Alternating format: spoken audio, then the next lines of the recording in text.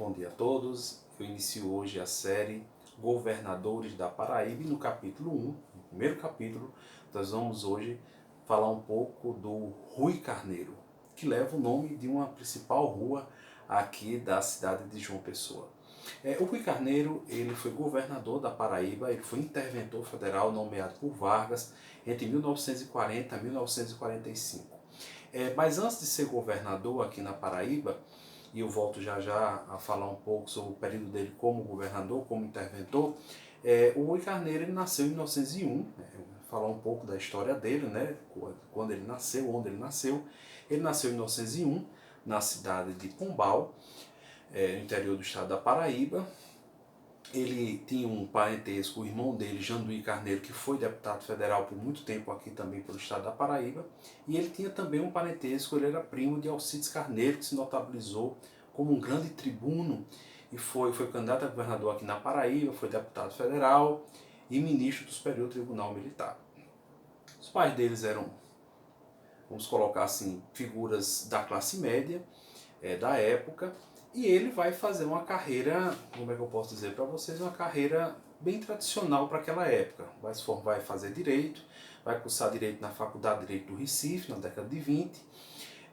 E na década de 30, mais ou menos em 1929 a 1930, ele vai trabalhar no jornal de um tio, o jornal Correio da Manhã, que ficava ali no Ponto Sem Réis, aqui na cidade de João Pessoa, onde hoje é o Palace Hotel, no primeiro andar.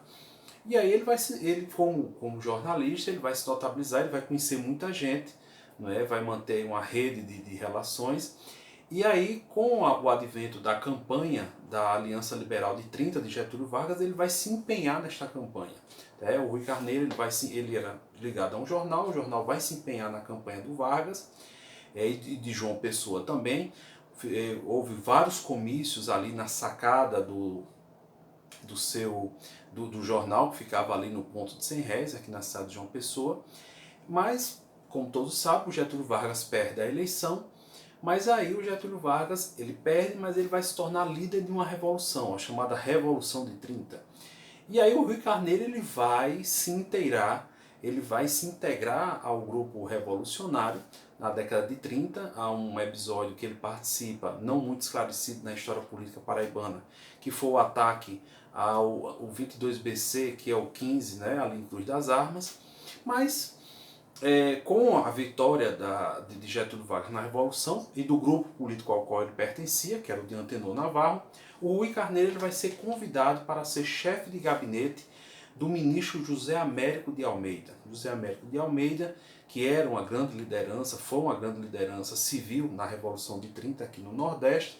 E aí o Rui Carneiro ele vai ser convidado para ser chefe de gabinete.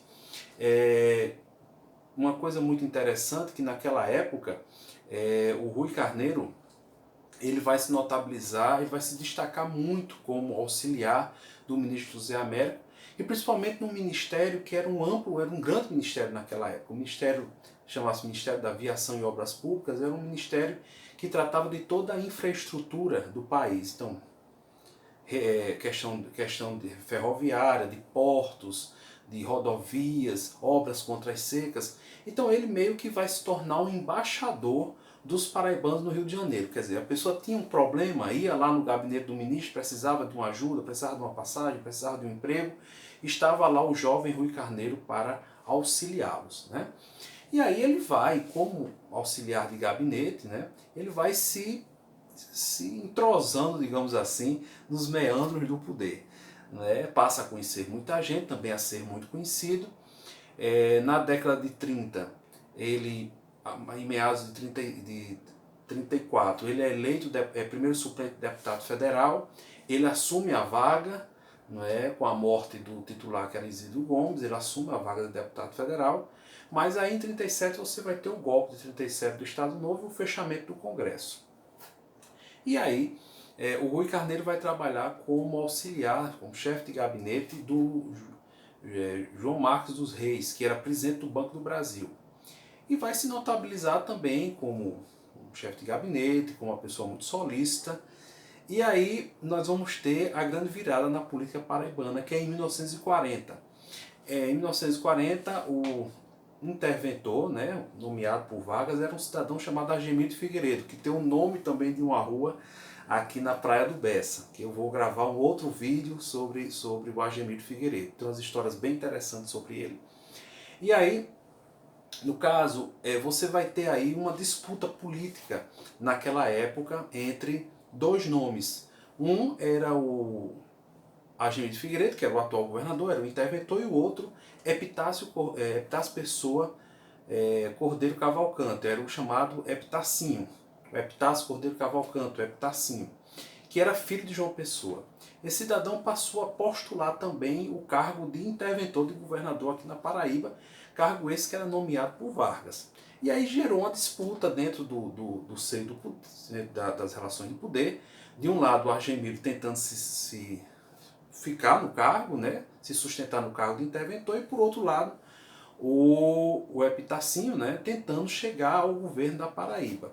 O Epitacinho era uma pessoa ao qual Vargas tinha muita consideração, porque era filho de João Pessoa e foi criado praticamente dentro da casa de Vargas, né? Vargas o considerava muito. E começou essa disputa.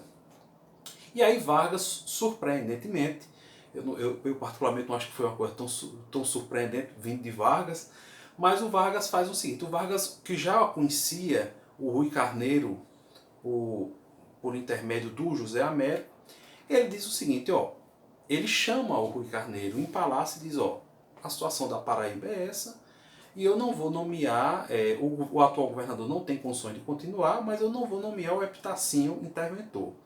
E eu queria que você trouxesse alguns nomes. E aí o Rui Carneiro, que está na entrevista que ele dá ao CPDOC, ele pergunta, Vossa Excelência quer brasileiros, quer paraibanos, né, civis ou militares?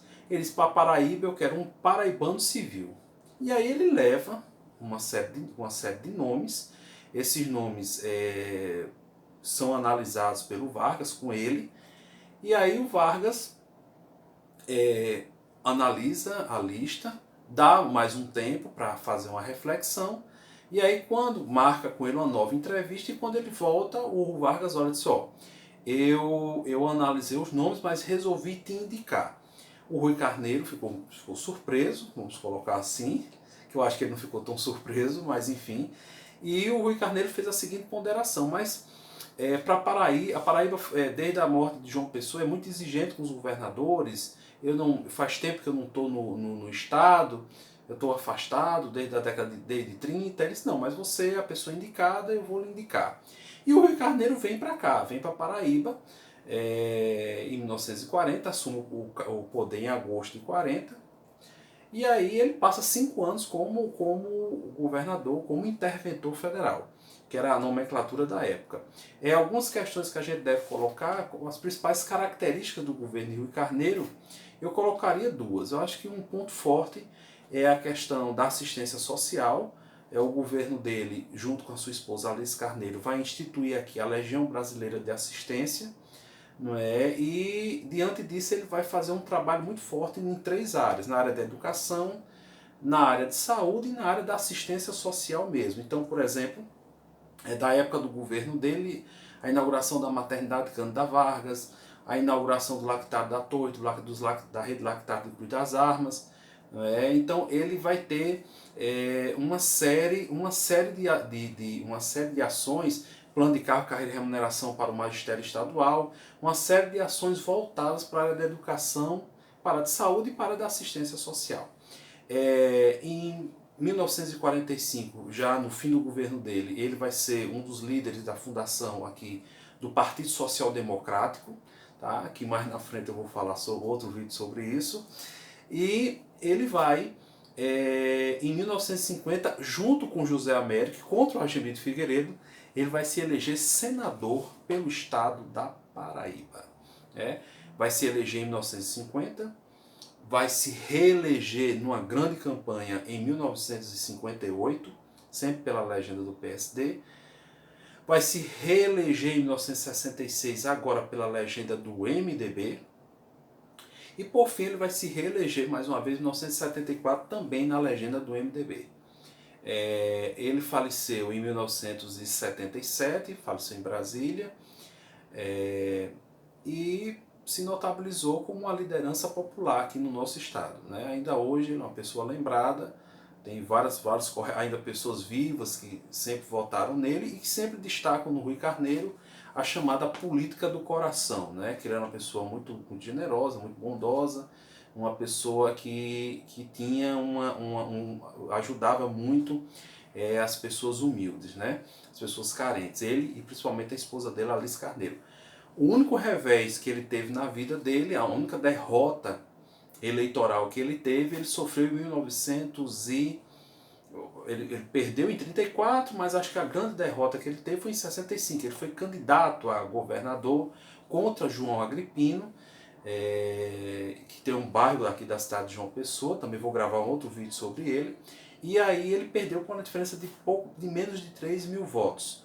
Essa é muito interessante porque essa eleição foi contestada, né, e faltando poucos dias para a saída de João Agripino foi reconhecido realmente uma fraude na eleição à época e dando ganho de causa para o Rui Carneiro. Mas faltava poucos dias para terminar o mandato, então a ação, vamos dizer assim, ela perdeu o efeito, né, perdeu o sentido. Tá? Então muito obrigado a todos e eu encerro esse primeiro capítulo, Rui Carneiro. Tá? E foi governador da Paraíba de 1940 a 1945. Próximo vídeo será sobre Argemiro de Figueiredo.